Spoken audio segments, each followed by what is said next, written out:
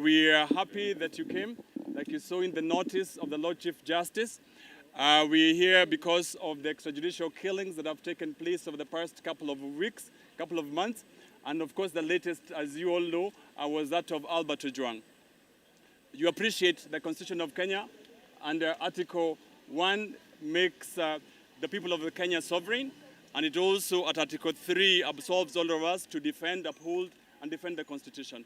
The Lord Chief Justice is here because he always believes in the protection of the Constitution and is also a believer in the rule of law.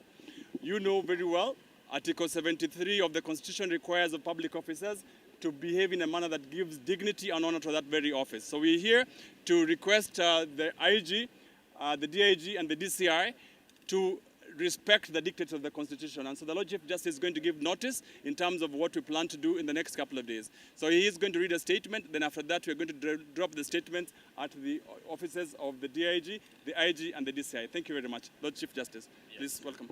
Thank you. It's okay. Just put your cameras a bit on the low so that at least he's able to read the statement. Good morning once again. I want to take this opportunity once again to express our condolences to the family of Ojwang and those others who were abducted and murdered and have never been traced, and even those who were traced and eventually buried. So given what has just happened in the last 1 week, we want to say that there are a few things that we need to do as citizens and as people who love this country. It is now evident that the Director of Criminal Investigations, the Inspector General himself of the National Police Service, and the Deputy Inspector General, Mr. Eliud Lagat, are among, and many other leaders, blatantly lied on oath on the brutal killing of Albert Ojwang. That contradicts quite a number of the statements that came from the police service. We were being told that Ojwang hit his head against the wall, implying that he actually committed suicide, which is not true. President Ruto himself made a statement which was callous and very, very disrespectful to the people who, or to the family of Ojwang. And it was intended to avoid taking responsibility for the kidnapping, the killings, and what has happened in the past few years. I mean, few months. The back of the Kenyans have been hurt, but they are rising. Their right to peaceful assembly, to demonstrate, and to petition authority is legally supported by Article 37 of the Constitution. We stand with the other Kenyans in this liberation and demand that the leadership of the National Police Service and all those implicated take responsibility for their actions. Towards this end, I want to outline three major points that we are pointing to. There is prima facie evidence that Mr. Eliud Lagat, directly or indirectly, by himself or through his accomplices, is implicated in the illegal arrest, torture, strangulation, and the eventual murder of Albert Ojwang. Yet, he is still in the office. It is now a time to immediately arrest Mr. Lagat and have him prosecuted. Integrity demands that this cannot continue. This kind of impunity cannot continue in our country. Number two, as is stated, the three institutions charged with the maintenance of law and order, that's the National Police Service, the DCI, and the IPOA, have lied on oath. Consequently, the Kenyans have lost trust in, the Kenyan people have lost trust in them.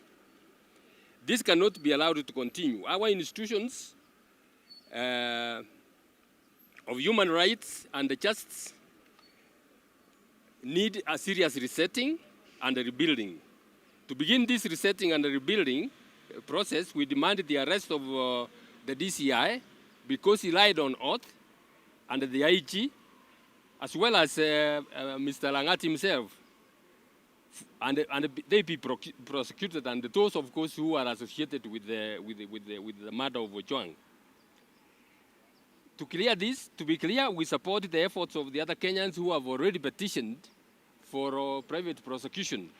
And if no action is taken, we will join them and come up even with fresh charges against them. And we demand that this be done on or before the 25th of June this year. If that is not done, we will formally come out and join those efforts and demand for private prosecution. You know the law provides for that. If the DPP or the agencies don't want to take that action, we are not left helpless. We can demand for private prosecution and go right ahead. Articles 1 and 3 of the Constitution guarantee all the Kenyans their sovereignty. They can act directly or through the institutions that have been set. My team and I support those constitutional actions of Kenyans who are exercising the freedom of assembly to express their demand for accountability, so that those who are involved are taken, action is taken against them. So as I've said, if nothing is done by 25th, we will join them and seek to prosecute those who have been involved. I also note that in spite of the crisis that we are in today, the president has not taken any step to bring to book so many of those youths and others who were murdered in June last year and coming forward up to the one of Ojwang. This tells you exactly the value he places on human life. Him and his administration don't have any regard for human life. And if nothing is done, this is going to continue, and we are not going to have a country.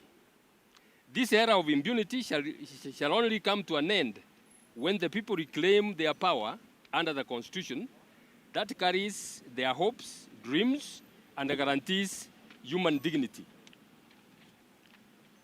Kenyans long for their humanity to be restored, reset, to the place where we collectively gave ourselves, the position we collectively gave ourselves when we promulgated the Constitution of Kenya in 2010, and which ushered hope and provided for institutions to be independent so that they can carry out the mandate the Kenyan people have given them.